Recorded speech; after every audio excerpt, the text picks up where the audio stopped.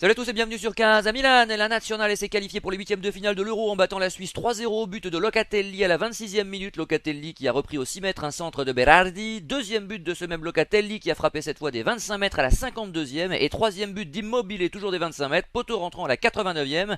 À mes côtés ce soir, Superdio, Roland et Rango. Salut à vous. Salut. Salut. Salut. Superio, 2 matchs, 2 victoires d'une Italie convaincante et finalement peu inquiétée en défense, à part à la 64e minute, face à des adversaires certes décevants, mais qui ont récemment, nous le rappelions avant-hier, inquiété des grosses équipes européennes.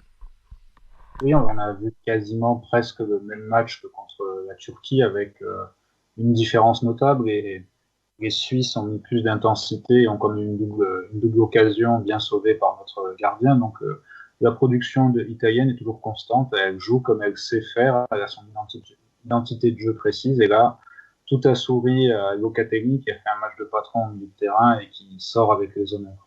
Roland le Gattonero qui est devenu Gatto Blue ce soir, ça te fait plaisir j'imagine de revenir pour une victoire. Ah oui, oui, bien sûr, ça me fait super plaisir dans ce contexte-là.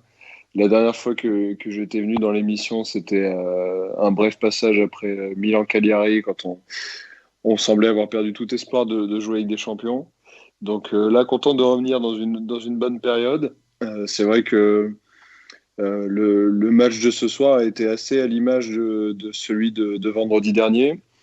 Je m'attendais à beaucoup plus de la Turquie et je m'attendais à mieux de la Suisse, notamment après avoir vu son match contre le Pays de Galles où elle avait fait un match un peu dans la même configuration que l'Italie contre la Turquie, où elle avait eu beaucoup le ballon, elle avait eu beaucoup d'occasions et finalement, bon, contrairement à l'Italie, elle n'avait pas gagné, mais je m'attendais vraiment à plus d'opposition. Mais finalement, je commence à me dire que certes, les adversaires n'ont peut-être pas été au niveau, la Turquie et la Suisse, mais peut-être que c'est aussi l'équipe d'Italie qui joue bien, qui fait déjouer ses adversaires. Et donc moi, je trouve ça encourageant pour la suite. En plus, si je ne me trompe pas, l'Italie est déjà qualifiée pour le prochain tour. Donc Absolument. avec ce résultat. Donc l'essentiel est là. J'espère qu'on va pouvoir voilà, faire peut-être un peu tourner pour le dernier match, sans pour autant le bazarder, hein, puisque première place, je pense que c'est toujours intéressant par rapport au tirage au sort, enfin au tirage au tableau pour le tour suivant. Mais en tout cas, très satisfait de la rencontre. On a encore été assez tranquille derrière. Euh, Contrairement à vendredi, moi j'ai trouvé qu'on a beaucoup compté sur le milieu de terrain cette fois-ci. Là où vendredi, on passait beaucoup par les ailes. Je trouve que le milieu de terrain nous l'a bien rendu. Preuve en est avec les deux buts de Manuel Locatelli formé au Milan. Donc moi je suis très satisfait ce soir et j'ai un peu la voix cassée, donc c'est aussi parce que j'ai apprécié le match depuis mon canapé. Oui, Locatelli, Pessina, Cristante, j'ai reçu un SMS de Nico tout à l'heure qui me rappelait effectivement que ces joueurs venaient du Milan. On va encore féliciter nos dirigeants pour leur clairvoyance et pour leur lucidité. Mais je vais interroger Rango qui aime bien, je sais, les analyses tactiques pour nous donner son sentiment sur ce match bien sûr. Et puis question subsidiaire, avions-nous Rango surestimé nos adversaires ou au contraire sous-estimé la Nazionale? Bah, peut-être un peu des deux, c'est assez difficile à dire, donc je vais rejoindre un peu ce que Roland a dit. C'est vrai qu'au final, on a du mal à savoir si c'est les adversaires qui ne sont pas au niveau ou si c'est au final l'Italie qui les fait déjouer. Je pense que c'est un peu des deux, mais en tout cas, c'est rassurant pour la suite. Euh, voilà, donc deuxième match, deuxième confirmation, ça fait du bien. Comme disait aussi Roland, le milieu a pris beaucoup d'importance ce soir et ça rejoint ce qu'on disait un peu hier en avant-match. On avait dit qu'il faudrait un milieu plus patient et je pense qu'on l'a eu aujourd'hui avec un Locatelli qui a montré un bien meilleur visage que lors de son premier match. Euh, donc voilà, je l'avais critiqué, je l'avais titillé un peu hier et il a répondu présent aujourd'hui. Ça fait vraiment plaisir, surtout quand on voit par où il est passé, puisqu'à Milan, voilà, on ne lui a pas donné assez confiance. Euh, donc voilà, peut-être un petit bémol quand même par rapport toujours à ce manque de réalisme. Je pense aux deux occasions nettes assez franches ratées par Immobilier en fin de deuxième mi-temps. Il se rachète et il sauve son match justement en fin de match avec ce but. Mais voilà, contre des équipes d'un autre calibre, on n'aura peut-être pas autant d'occasions de but et on peut, je pense, ne pas se permettre de devoir tirer 5 fois au but pour en mettre un. Oui, Superlio, tu vas prendre la parole, mais simplement je vais te lancer évidemment sur ce sujet-là parce que la question du réalisme d'Immobile est posée depuis très longtemps en tant qu'Asa Milan, et c'est vrai que notamment sur le deuxième service là de Chiesa, il doit faire quand même beaucoup mieux, sur la première également. C'est vrai que l'Italie a la chance, comme d'autres nations bien sûr, mais de jouer ces 3 matchs à domicile, les 3 matchs de poule, c'est quand même un avantage non négligeable face à une foule quand même très impliquée. Les joueurs doivent être heureux aussi de retrouver les supporters. Donc, quelle est ton appréciation de ce que vient de dire Rango, bien sûr, à propos de ce manque d'efficacité? Et puis, je vais également soumettre un débat à l'occasion de ce deuxième tour de table, parce que faut quand même qu'on parle un petit peu aussi de ce but de Chiellini qui a été refusé la 19e pour une main involontaire, alors qu'il y a 5 jours, on nous a refusé un penalty pour une main bien décollée du corps d'un défenseur turc. La VAR serait-elle à géométrie variable? Oui, alors je vais essayer de faire dans l'ordre. Par rapport au manque de réalisme, je suis tout à fait d'accord. Notamment, on a la chance de mener au score, d'avoir une double avance. Je trouve qu'on a raté un nombre incalculable de situations favorables pour des contres à cause d'une justesse technique qui n'était pas toujours au rendez-vous, hein, que ce soit Berardi, parfois Insigne et Immobilier.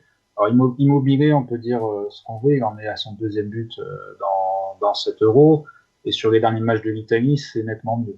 Après, il y a un déchet, mais dans cette configuration-là, quand son équipe mène au score et qu'il peut profiter des contres, il doit faire mieux sur ces occasions. Après, comme je viens de le dire, son bilan sur les derniers matchs est plutôt positif. Il en est à 2 buts en 2 matchs. Et si on prend les stats du passé, il a fait aussi bien que Casiraghi en 96, qu'Inzaghi en 2000. Et il a mis 2 buts à l'Euro, ce qui fait autant, enfin 2 fois plus que Del Piero, qui en a fait 4. Hein. Et sur la VAR alors? Alors, sur la VAR, c'est assez surprenant, hein, parce que je vois pas en quoi la main est volontaire. Hein. Pour moi, le but était valable. Hein. Rango, j'aimerais bien avoir ton avis sur cette question, puis je donnerai la parole à Roland de nouveau ensuite. Ok, ben, au niveau de la VAR, donc d'après les commentateurs italiens, lorsque c'est l'attaquant qui est en position donc de marquer, que la main soit volontaire ou non, s'il profite dans son action de jeu du fait qu'il ait touché le ballon de la main, il n'y a pas d'interprétation, le goal est refusé. D'après ce que j'ai compris, Alors que ce le serait ça. défenseur fait ce qu'il veut, il peut écarter les bras tant qu'il veut, il n'y a aucun problème, parce qu'il a fait l'épouvantail le défenseur turc l'autre jour. Hein. Oui, je suis d'accord, mais c'est deux situations différentes et en situation d'attaque, apparemment à vérifier, mais de ce que j'ai compris, dès que le ballon serait touché de la main par l'attaquant, le goal serait refusé. Bien, Roland, un avis? Ouais, écoutez, moi c'est vrai que j'ai été assez surpris de la décision. J'ai même cru sur l'action d'ailleurs que ce qui était étudié par le VAR, c'était pas forcément la main, mais peut-être Chiellini qui avait les mains sur son défenseur, sur son vis-à-vis, donc qui l'aurait peut-être empêché de sauter. Initialement, je pensais que c'était ça, plus qu'une main, et après, effectivement, on a bien vu que c'était affiché comme VAR, check, handball. Euh, moi, pour tout vous dire, moi, j'étais loin d'être opposé au VAR lorsqu'il y avait des discussions quant à la mise en place de cet outil. Le fait est que je pense que c'est mal cadré tant dans son utilisation que dans son fonctionnement. Et une mise en place du VAR aurait dû être accompagnée d'un éclaircissement ou de retouches sur certaines règles. Et ce qui n'a pas été fait. Donc en fait, on expérimente en même temps qu'on applique le VAR. Et ce qu'on peut prendre pour de la jurisprudence n'est en fait pas de la jurisprudence. On le voit avec le cas de la main du défenseur turc l'autre jour sur le centre de Spinazzola, où on se dit maintenant, match d'ouverture, on siffle quelque chose, on ne siffle pas quelque chose comme ça, plutôt on va être très attentif par la suite. Et quand je vois ça, effectivement, j'ai du mal à comprendre comment on peut refuser le but de Chiellini ce soir. Après, on est quand même loin de la situation de la Serie A, du championnat italien, où l'utilisation du VAR se fait un peu, non même pas un peu, se fait n'importe comment. Je trouve que c'est beaucoup plus cadré depuis le début de l'Euro, sur tous les matchs que j'ai pu voir. Je les ai pas tous vus, loin de là. J'en ai vu certains entiers, j'en ai vu d'autres que par morceaux. Mais je trouve que l'appel au VAR est plus raisonnable et se fait mieux globalement sur l'Euro, même si en effet la main du défenseur turc pour moi l'autre jour est sans équivoque en termes de penalty. Bah oui, parce que le ballon va bien quelque part, ça empêche une Ah occasion de oui, but quand même. Ça allait au point non, de mais penalty. clairement. Mais en tout cas, je pense qu'il y a du mieux par rapport à ce qu'on voit en Serie A, mais l'outil est pas forcément au point et l'utilisation est peut-être pas forcément adaptée. Bon, on va pas faire un débat toute la soirée sur le VAR, mais c'est vrai que je pensais peut-être à ce qu'on peut voir sur certains tournois en tennis où c'est le joueur qui décide, qui a tant d'appels à l'arbitrage vidéo sur un set ou sur un match. Tu parles du Et Hawkeye? oui, par exemple, quelque chose comme ça, ou un nombre défini d'appels à l'arbitrage vidéo par équipe, par match, je sais pas, peut-être. Enfin, on va pas faire le débat là-dessus ce soir, mais effectivement, Non, mais on je entend suis souvent assez parler de sûr. ça, et même les commentateurs commencent à être agacés. Moi, je veux dire qu'il y a deux choses qui m'énervent particulièrement. C'est un, la durée des arrêts de jeu. Des matchs qui durent 95-96 minutes quasiment à Ouais, chaque ouais, fois, je trouve ça insupportable. C'était pareil en Serie A, c'est beaucoup, beaucoup trop long. Et la deuxième tout à chose, fait. c'est qu'il faille attendre 2 minutes avant de siffler un hors-jeu, ou une faute, ou une absence de faute, ou je ne sais pas quoi. C'est-à-dire que, il fut un temps quand même où c'était sifflé, les drapeaux étaient levés immédiatement. Alors parfois il y avait des Ah erreurs, oui, certes, oui. mais l'erreur est humaine. Et à un moment donné, quand tu vois les joueurs aller au bout de leur action, parfois se provoquer une occasion de but, et puis enfin on te dit, ah bah non, le hors-jeu d'il y a 2 minutes, finalement il fallait le siffler, c'est quand même particulièrement rageant, à la fois j'imagine pour les joueurs bien sûr, mais aussi pour les supporters que nous sommes.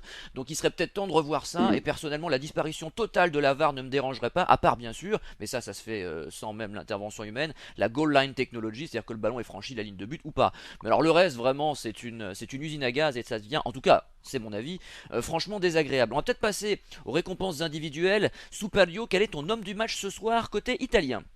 Bon, la réponse est assez évidente, hein. Manuel Locatelli pour son match de métronome au milieu de terrain, ses insertions offensives, hein, parce que regardez ce qu'il fait sur le premier but, c'est exceptionnel, hein, sa transversale du pied gauche, puis son appel de balle pour couper le centre de Berardi. Pareil, prise de risque sur le deuxième but, un match exceptionnel, hein. Je n'ai pas beaucoup de souvenirs de grands milieux italiens qui ont réussi un match comme ça avec autant de réussite et de justesse technique. Bon, à part Pirlo, bien entendu, en 2006, mais moi, sur ce que me montre Locatelli, j'ai Et en l'impression de, 2012. et en 2012 aussi, j'ai l'impression de revoir le Dino Baggio de la Coupe du Monde 80. Ah, Dino Baggio, quel immense joueur. Et oui, et encore une fois, Bilia n'a jamais fait ça au Milan. On rappellera que Bilia fut titularisé à la place de Locatelli et que c'est sa venue qui a provoqué le départ de Locatelli. Merango va nous donner également son homme du match. Moi, je pense que ça, c'est incontestable, hein. C'est Locatelli. J'ai pas grand-chose à rajouter par rapport à ce que Super Lio a dit. Donc voilà, Locatelli aujourd'hui, masterclass. Franchement, chapeau et j'espère qu'il continuera comme ça, qu'il n'a pas tout donné. C'est pas un one shot. Et question subsidiaire, es-tu surpris Dans quel sens? par la prestation de Locatelli, c'est-à-dire qu'on l'a vu à Sassuolo effectivement rendre de très bonnes copies, on l'a vu également avec la Nationale et en qualification, hein, faire d'excellents matchs, bien meilleurs que le match contre la Turquie par exemple, et là en compétition il s'affirme sur le deuxième match. Est-ce que ça te surprend, est-ce que ça t'étonne d'un tel joueur qui finalement n'a jamais joué, on le disait il n'y a pas longtemps, on le disait hier, la Ligue des Champions, des gros matchs, etc. à répétition. Non, je suis pas tellement surpris parce que voilà, je l'ai suivi un peu à Sassuolo cette saison et même avec les matchs d'Italie en préparation, il a rendu de belles copies. Après, je m'attendais pas forcément à ce qu'aujourd'hui il nous sorte une prestation d'un tel calibre, vu que pour moi il avait été une petite déception vendredi, mais je suis très content qu'il se soit repris et voilà qu'il ait livré ce type de prestation. Donc surpris non, enfin un petit peu, mais c'est un joueur qui est plein de qualité, plein de potentiel, donc voilà, il ne pouvait que confirmer avec le temps. Supérieure réaction avant Roland. Oui, je voulais dire que ça va être dur de sortir Locatelli au profit de Verratti si Verratti revient à un bon niveau physique. Ce sera sans doute l'un de nos débats de fin de semaine pour l'avant-match d'Italie-Pays. Enfin, Italie-Pays de Galles sera peut-être un peu différent parce que c'est le troisième match. Bon, on pourra peut-être faire tourner un peu. Mais c'est vrai que pour les matchs à élimination directe en huitième de finale, je suis d'accord avec toi. Sortir Locatelli de ce 11 type sera très compliqué. C'est ce que je voulais signaler. Roland. Pas de surprise non plus, même si parfois j'aime bien trouver un deuxième nom lorsque un nom fait l'unanimité. Là, ce soir, je vais pas me priver de citer Locatelli en homme du match. Bien sûr, les deux buts. Bien sûr, c'est un joueur pour lequel on a, je pense, tous eu une affection particulière puisqu'on l'a vu grandir, alors pas très longtemps au Milan. Mais ce que j'ai apprécié en plus, outre sa performance pure, c'est sa capacité à se réveiller en fait, parce que je partage l'analyse de Rango. Je l'avais trouvé assez, pas mauvais, mais très discret et très peu en vue sur le premier match. Et en fait, c'était toutes les craintes qu'on avait sur le fait qu'il jouait à Sassuolo et qu'il avait finalement jamais joué de gros matchs sur des grosses compétitions. Et là, ce soir, il s'est vraiment réveillé et c'est d'autant plus à mettre à son crédit parce que l'environnement n'était pas non plus le plus serein, hein. Ça reste seulement le deuxième match de la compétition. L'Italie devait bien faire ce soir pour se qualifier directement et s'octroyer un troisième match un peu plus tranquille. Et finalement, il a répondu présent. Alors, en plus, toujours en jouant à domicile, avec quand même la relative pression de ce public, 16 000 personnes, si je ne me trompe pas. Donc, moi, je salue d'autant plus sa performance. Il n'y a rien à dire sur les deux buts. Le premier, c'est vraiment une très belle action et on le voit d'ailleurs sur déjà son lancement vers Berardi en une touche de balle. Ça, c'était vraiment de très bonne qualité. Et ensuite, on voit sa course et je pense que peu de joueurs, peut-être de son âge ou sur un poste comme le sien, auraient pensé à se projeter comme ça en allant jusqu'au bout. Il bénéficie très bien de l'appel d'Immobilier au premier poteau, où on voit que Immobilier est dans un carré de 4 joueurs suisses qui le suivent vraiment à 1 mètre, 1 mètre 50. Et il en bénéficie largement, Locatelli, et derrière, il fait le travail qu'il faut. Donc, vraiment un match plein. Il s'est donné jusqu'à la fin, même un moment, on l'a vu avec des crampes, et quelques instants avant, il avait essayé de faire 2 tacles pour empêcher un milieu suisse de relancer. Donc il a permis à ce coéquipier de se replacer. Donc vraiment, j'ai beaucoup apprécié son match et il n'y a vraiment rien à dire sur la rencontre ce soir. Et effectivement, le débat sur sa permanence de l'11 titulaire vis-à-vis de Verratti sera à avoir parce que l'Italie a montré qu'elle savait, depuis quelque temps maintenant, qu'elle savait jouer sans Verratti et avec Locatelli. A noter que nous étions déjà unanimes sur Spinazzola, homme du match, contre la Turquie. Donc c'est la deuxième unanimité. C'est pas si fréquent dans Casa Milan. Alors la deuxième partie en général s'appelle la bonne surprise Superlio. Mais là ce soir, je crois que j'ai une vague idée du joueur que vous allez citer. Je suis à peu près sûr que ça commence par un I, mais peut-être que je m'avance. Et je pense qu'on peut peut-être parler de deuxième homme du match, peut-être légèrement en dessous de Locatelli. Superlio, de qui vas-tu parler? Alors, en deuxième joueur homme du match, j'aurais mis Jorginho, vraiment véritable patron. Ah, même pas Insigné. Alors là tu m'épates. Vas-y. Non. J'hésitais entre Jorginho et Acerbi, mais je mets Jorginho pour son rôle de patron. Dans ce milieu de terrain, c'est ressorti de balle et je trouve qu'il prend une nouvelle dimension. On l'avait pas souvent vu à un tel niveau. Après, je veux juste mentionner Acerbi qui a eu la lourde tâche de remplacer Chiellini, qui s'en est plutôt bien sorti, qui a bien sauvé les meubles quand il le fallait. Donc une entrée très sérieuse et très satisfaisante. Rango, quel est ton deuxième homme du match ou ta bonne surprise? C'est selon. Écoute, moi j'ai envie de souligner le match de Berardi. J'ai trouvé Insigne un peu en dedans, c'est bizarre, j'ai pas tout à fait le même ressenti, oui. J'ai trouvé qu'il a quand même gâché pas mal de ballons, beaucoup de contres mal exploités de son côté. Du côté de Berardi aussi, mais voilà, Berardi, c'est plus vraiment une surprise puisqu'il a confirmé par rapport au match précédent. C'est encore lui qui est assez virevoltant au début de match et qui débloque la situation sur le centre pour Locatelli. Donc voilà, c'est un joueur décisif qui n'est pas décisif pour un but en fin de match. C'est un joueur vraiment qui va débloquer une rencontre. Il y avait une grosse incertitude quant au ballottage qu'il pouvait y avoir avec Chiesa et je pense qu'aujourd'hui il prouve que Mancini a fait le bon choix. Donc même voilà, si Chiesa pour moi, fait une excellente rentrée quand même, soulignons-la. Oui, tout à fait, mais je suis assez d'accord avec le choix de Mancini qui était de sortir Insigne parce que pour moi, Berardi méritait plus de rester sur le terrain, mais aussi pour la dynamique du groupe, c'était important de faire rentrer Chiesa qui a fait aussi une bonne rentrée pleine d'énergie comme il sait le faire. Il a failli donner une passe décisive à Immobilier qui n'a pas su en profiter. Roland, as-tu apprécié la performance d'Insigne? Peut-être que je me suis avancé, je ne sais pas, ou alors valides-tu les choix de nos camarades? Moi, j'avais pas particulièrement pensé Insigne. Et donc c'est moi qui ai rêvé. C'est pas grave, il en faut. Ni aux autres noms qui ont été cités jusqu'à présent. Moi, dans le même registre que le débat qu'on va pouvoir avoir sur Locatelli et Verratti, moi, je voulais parler de Di Lorenzo vis-à-vis de Florenzi. Alors, Di Lorenzo n'a pas fait le match de Spinazzola vendredi soir contre la Turquie, c'est pas ce que je suis en train de dire. Mais j'ai beaucoup aimé son intégration dans le 11. J'ai trouvé qu'il était beaucoup plus pertinent que Florenzi dans nombre de ses choix, dans sa façon de jouer. Et puis j'ai beaucoup apprécié son attitude aussi, comme souvent avec ce joueur. Et effectivement, pour moi, Di Lorenzo ne doit pas sortir du 11. Florenzi, je l'apprécie beaucoup. Comment dire, c'est quelqu'un qui mérite le respect, qui est un très bon coéquipier, un très bon meneur d'hommes. Il a été capitaine de la Roma, c'est pas pour rien. Mais je pense qu'il vieillit, qu'il a pas le poste qu'il a en équipe d'Italie est pas forcément adapté pour lui. Et disons que le point fort de Florenzi, c'est outre son attitude, c'est que c'est quand même un joueur qui a un de ceux qui a le plus d'expérience, qui a joué des gros matchs, notamment en Ligue des Champions.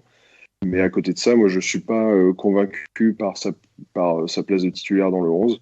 Et j'espère que Di Lorenzo va pouvoir se remontrer comme ça à son aise, parce que j'ai trouvé qu'il avait fait une vraie bonne rencontre. Et il n'était pas pour rien dans les bonnes séquences italiennes ce soir. Bon, je vais quand même préciser un peu ma pensée sur Insigne, que j'ai trouvé souvent très juste techniquement, dans ses transmissions, dans le jeu court notamment, mais ça on sait qu'il excelle. Au taureau, il doit être très bon lui à l'entraînement, ça c'est vraiment dans les petits espaces, etc. Il est brillantissime. Dans la conservation de balles également, vraiment indispensable dans cette équipe à mes yeux. Mais je reconnais, c'est vrai, qu'il avait beaucoup de concurrents ce soir. Nous passons à la déception, si vous en avez une, ou en tout cas ceux que vous avez peut-être trouvé un peu en dedans.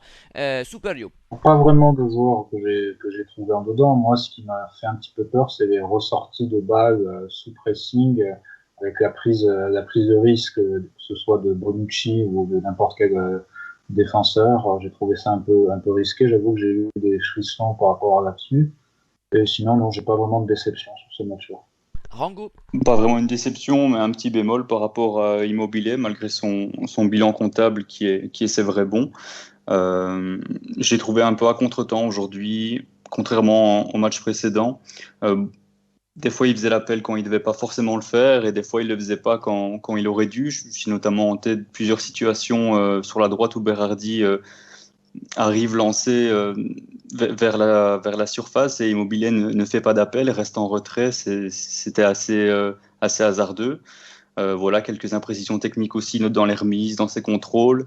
Et alors, du déchet devant, malgré son but en fin de match, qui sauve un peu sa partie. Je pense qu'on n'aurait pas forcément eu le même discours s'il n'avait pas mis au fond. Mais voilà, j'attends de lui qu'il puisse mettre peut-être sa première balle directement pour assurer. Mais en tout cas, son but en fin de match va lui donner beaucoup de confiance. Et voilà, j'espère qu'il va réussir à enchaîner les buts à partir de maintenant, parce que dans les rencontres contre des équipes d'un meilleur calibre, on aura besoin de lui, on aura besoin d'un buteur qui s'est marqué sur une ou deux actions et pas 4 ou 5. En tout cas, il semble avoir gagné face à Bellotti sa place de titulaire. Je suis pas certain que dans la tête de Mancini, il y a encore de doute là-dessus. Après, le fait qu'on joue à Rome aussi, à mon avis, a dû peser dans ce choix. Roland, as-tu une déception ce soir? Moi, je vais peut-être aller un peu à rebours de Rango par rapport à sa bonne surprise de ce soir. Moi, j'ai une nouvelle fois trouvé que Berardi était pas forcément brillant. Déjà vendredi soir contre la Turquie, bon, j'avais pas fait l'émission, donc je parle beaucoup du match de la Turquie aussi, mais j'avais trouvé sa première période très brouillonne et, et finalement, bon, après le bilan comptable était assez bon puisque les 3 buts, si je me trompe pas, viennent de son côté. Et Exactement. ce soir, j'ai Brouillonne à l'image de son équipe pour la première mi-temps quand même, parce que c'est, je oui, crois, tout le bien collectif sûr. italien qui en première mi-temps, butait face au bus Mm. turc. Mais ce soir, je l'ai trouvé encore très emprunté. J'ai pas l'impression de revoir le Berardi de Sassuolo. Je le trouve très brouillon, pas du tout juste techniquement. Je trouve qu'il a beaucoup de déchets sur des choses parfois très simples. Alors, il se propose beaucoup, ça c'est sûr. On passe beaucoup par lui, mais je trouve qu'il rate parfois et même souvent des choses très simples. Donc, un petit bémol pour moi ce soir à son sujet. Et, mais c'est vrai que je suis un peu déçu du début de compétition de Berardi, mais en même temps, En même temps, ce soir, c'est encore lui qui fait une passe décisive sur le premier but.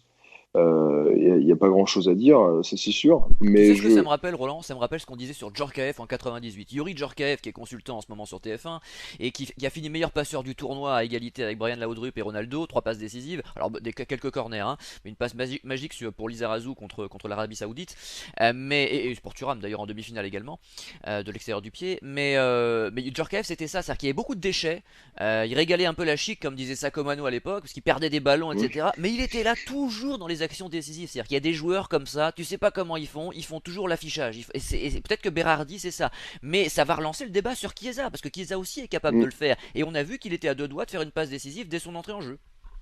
Mais en fait, Berardi, je trouve que c'est celui qui est le plus nerveux sur le terrain, mais pas nerveux vis-à-vis de l'arbitre, des adversaires, mais peut-être vis-à-vis de lui-même et de ses prestations. Je sais pas, je le trouve très tendu. On dirait qu'il a beaucoup de pression sur lui, alors que justement Mancini lui fait confiance et que logiquement il devrait être pleinement épanoui comme il pourrait l'être avec De Zerbi à Sassuolo, hein. Voilà, c'est pour moi un peu une énigme sur ce début de compétition. Et c'est vrai que peut-être que voir Chiesa un peu plus tôt, alors que ce soit du côté de Berardi ou d'un autre côté, ça peut être intéressant. Surtout que ce soir, l'Italie, contrairement au match contre la Turquie, n'a pas eu complètement le ballon en deuxième période. L'Italie s'est mis beaucoup plus en gestion sur la dernière demi-heure.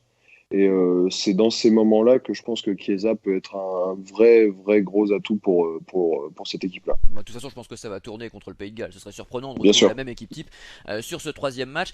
Une petite chose qui n'a pas été évoquée avant qu'on passe aux accessites, aux mentions particulières. Je trouve que moi, qu'on joue beaucoup avec Donnarumma au pied, je suis pas certain que ce soit très prudent.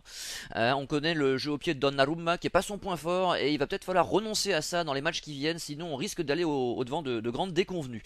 Mais Superlio, y a-t-il un joueur que tu n'as pas encore cité dont tu aimerais nous parler ce soir? Oui, j'ai envie de parler de Barella qui est monté en puissance et qui a récupéré un nombre incalculable de ballons et qui s'est rapidement projeté. D'un point de vue général, j'ai trouvé que l'équipe italienne avait une supériorité physique, que ce soit à la répétition de l'intensité des courses et du pressing, qui était impressionnante, hein.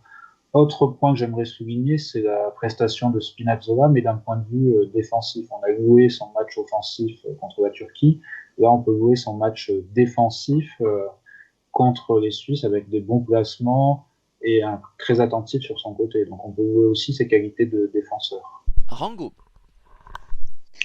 Pas de joueur en particulier, juste attentif à la situation de Chiellini, qui reste quand même un des leaders du groupe et qui a encore montré ce soir que quand, quand l'équipe n'était pas capable de trouver la solution, qu'il pouvait l'apporter, notamment sur coup de pied arrêté. Donc j'espère qu'il n'y a rien de grave par rapport à son état physique et qu'il sera de retour dans le groupe, si pas pour le prochain match, mais en tout cas pour la suite de la compétition.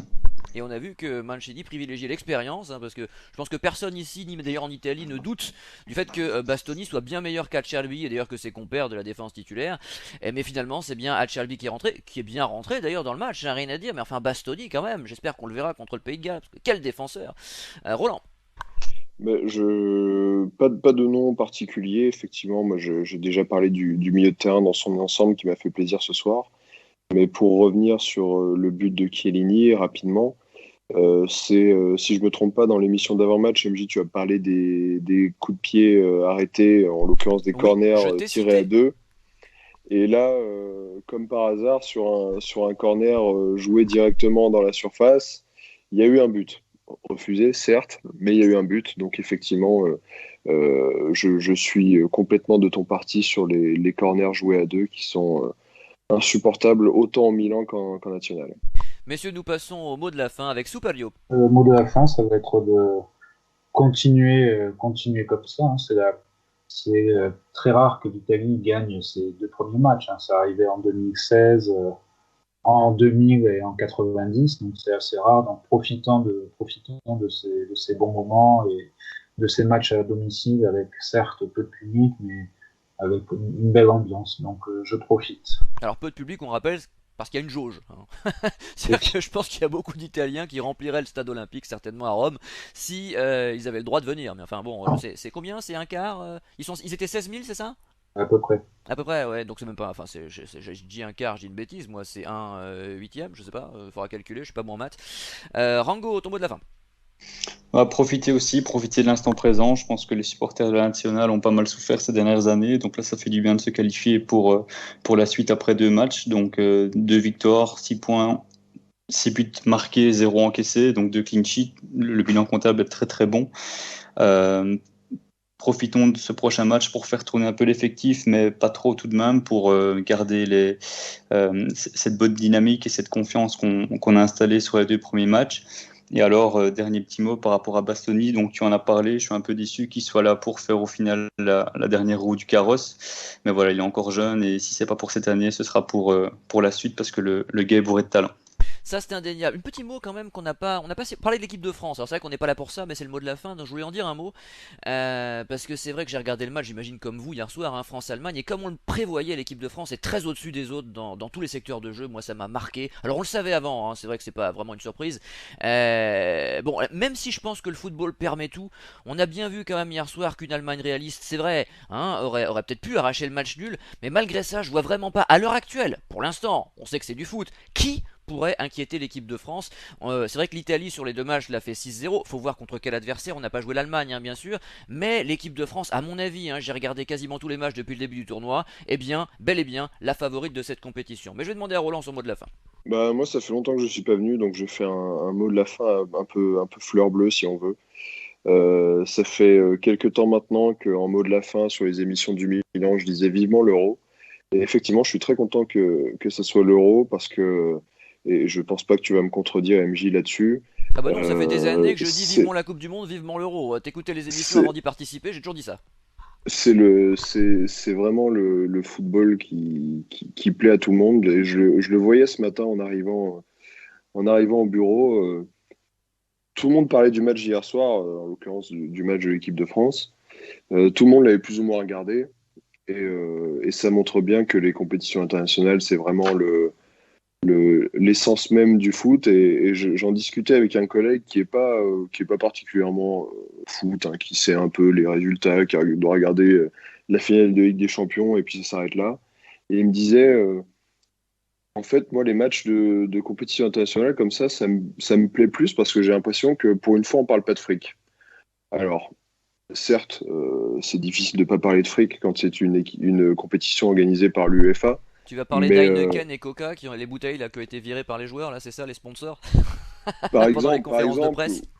par exemple, ou même par rapport à l'émission qu'on avait faite sur la Super League, non, c'est pas les clubs les méchants, c'est l'UEFA ou l'inverse. Mais c'est vrai que ce que me disait ce collègue était assez vrai, c'est que pour les gens qui suivent pas forcément le foot, là, finalement, le meilleur moyen de s'intéresser au foot, c'est quand tu passes par les équipes nationales lorsqu'il y a une compétition. Et moi, j'adore cette atmosphère, j'adore regarder tous ces matchs. Euh, on a en plus cet euro avec des sélections qui jouent des matchs à domicile, dont l'Italie fait partie. Mais par exemple, le match du Portugal l'autre jour contre la Hongrie, mais quand on voit en plus le stade qui est à pleine capacité en Hongrie, bah, c'est génial de voir des supporters comme ça, de voir des gens à fond derrière l'équipe de leur pays. Et c'est vraiment, ça fait ouais, une bouffée d'air frais après un an et demi où on a vu des matchs de championnat, des matchs de Coupe d'Europe sans public en tribune. Là, il y a vraiment une passion au sens large et finalement, c'est vraiment pour ça que bah, le foot de sélection nationale, c'est quand même ce qui reste de mieux. Oui, mais tu sais, il y a beaucoup de gens aussi qui regardaient beaucoup le foot quand ils étaient enfants et qui retrouvent le football de leur enfance avec les nations. Je crois qu'il y a beaucoup de ça. Plus évidemment Exactement. l'identification aux joueurs. Lors de l'émission de la Super League, je disais qu'on supporte. Alors, on n'est pas les meilleurs exemples, nous, c'est vrai, mais globalement, les gens supportent pas les meilleurs, ils supportent les plus proches. Pour moi, c'est le slogan de base. Et je crois qu'on le vérifie tout simplement. Les gens s'identifient aux joueurs Bien sûr. qui portent sur le cœur l'écusson de leur pays, le drapeau, l'hymne. Ça marche. Et d'ailleurs, j'ai regardé, effectivement, je le disais tout à l'heure, la plupart des matchs de cette compétition, quasiment tout le monde chante l'hymne.